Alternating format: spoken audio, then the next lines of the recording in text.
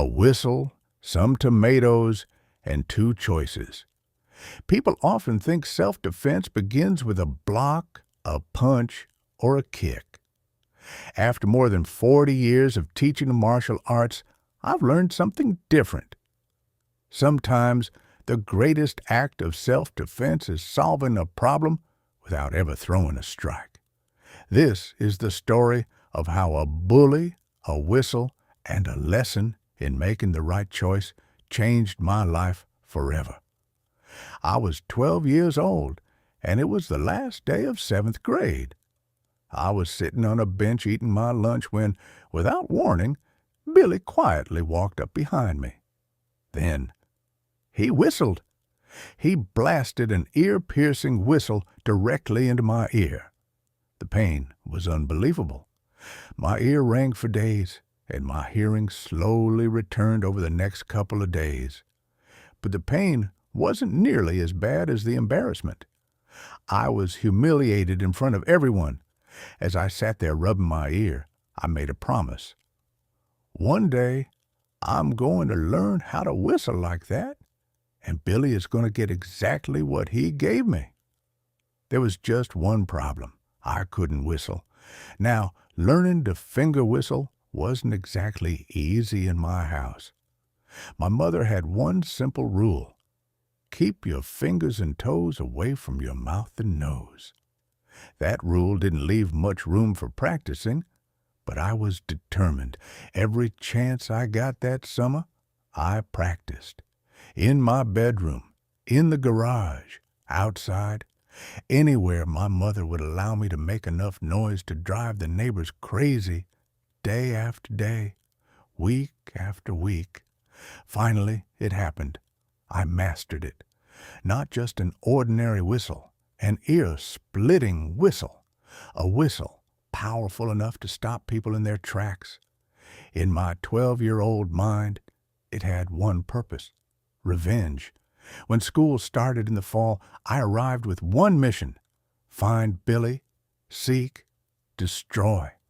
I searched the campus, the classrooms, the lunch area, the playground. Nothing.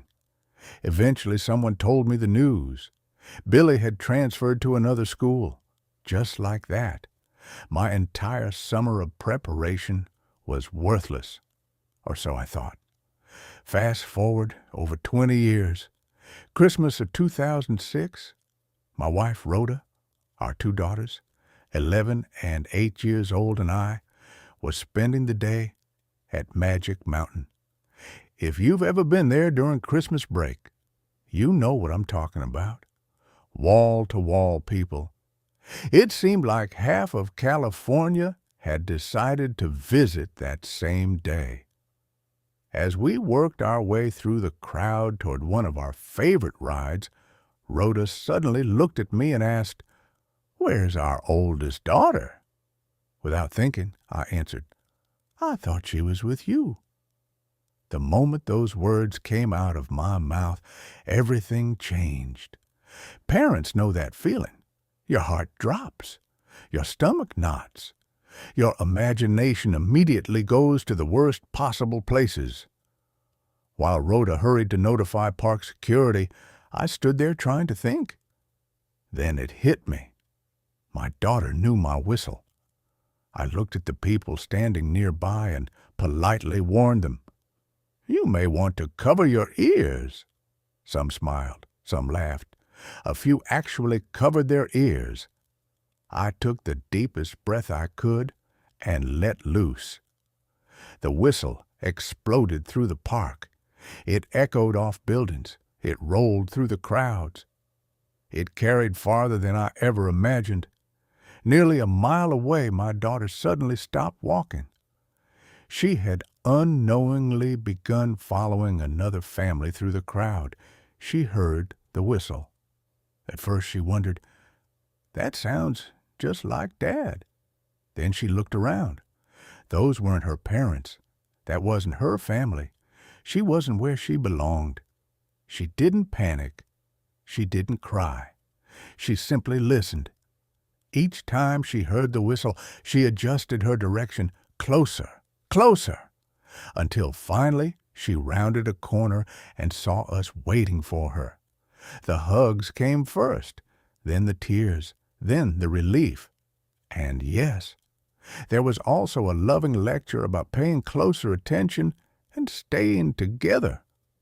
As I reflected on that day, I couldn't help but smile. The whistle I had learned because I wanted revenge. The whistle I had intended to use to hurt someone became the very thing that helped bring my little girl safely back into my arms. Funny how life works.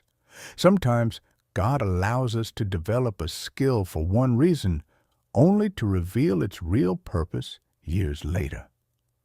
As a martial artist, I've come to understand that self-defense is about far more than physical techniques. It's about protecting people. It's about making wise decisions. It's about de-escalating conflict whenever possible. Sometimes you block. Sometimes you walk away. Sometimes you simply think before you act. And sometimes the most powerful tool you have is a whistle. As for the tomatoes, well, that's another story and another lesson about the choices we make. Every skill you develop gives you two choices. You can use it to get even, or you can use it to make a difference. True strength isn't measured by how well you can hurt someone. It's measured by your ability to protect others. Choose wisdom over revenge and turn yesterday's pain into tomorrow's blessing.